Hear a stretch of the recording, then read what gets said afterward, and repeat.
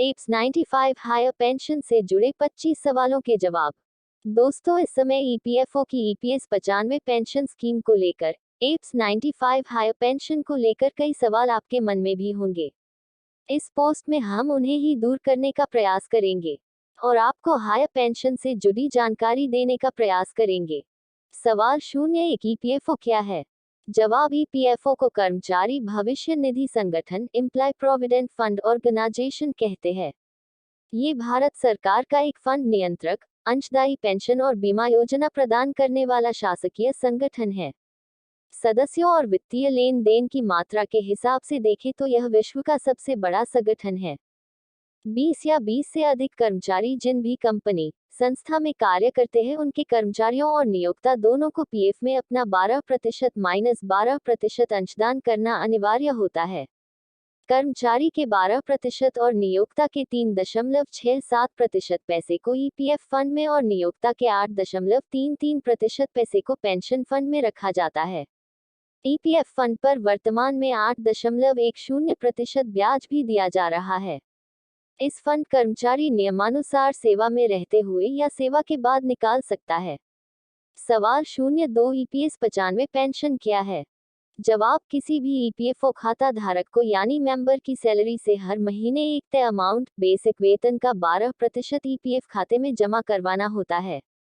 इतना ही कर्मचारी के नियोक्ता द्वारा बेसिक वेतन का 12% भी जमा होता है, जिसका 3.37% पैसा ईपीएफ में और 8.33% राशि एप्स पेंशन चली जाती है। यहाँ पहले सीलिंग लिमिट 5,000-6,500 थी, जिसे बढ़ाकर 2014 में 15,000 किया गया। मतलब आपकी वेतन चाहे कितनी भी हो, आपका योगदान सीलिंग लिमिट पर ही होगा। जब कर्मचारी कम से कम 10 वर्ष तक ईपीएफओ में योगदान देता है तो वही EPS pension scheme apps 95 scheme के तहत पेंशन पाने का हकदार हो जाता है और उसे सेवानिवृत्ति 58 वर्ष की उम्र में एक निश्चित कैलकुलेशन के हिसाब से पेंशन मिलती है, जो वर्तमान में न्यूनतम 1,000 से अधिकतम 7,500 तक है। सवाल 03, higher pension EPS 95 higher pension क्या है?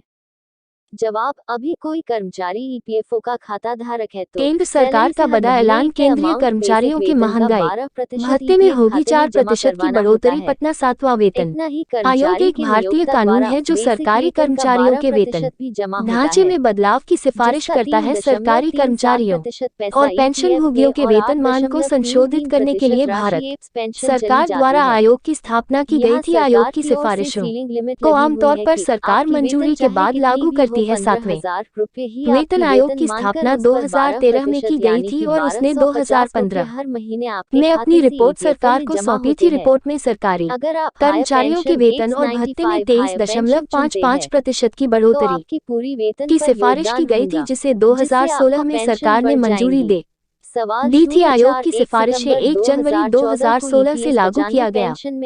7वां वेतन आयोग भारत में काफी बहस और विवाद का विषय रहा है। सरकार के वित्त पर सिफारिशों के प्रभाव और समय पर सिफारिशों को लागू करने की सरकार की क्षमता के बारे में चिंताएं व्यक्त की गई है। सरकारी कर्मचारियों के मनोबल और सार्वजनिक सेवाओं की गुणवत्ता पर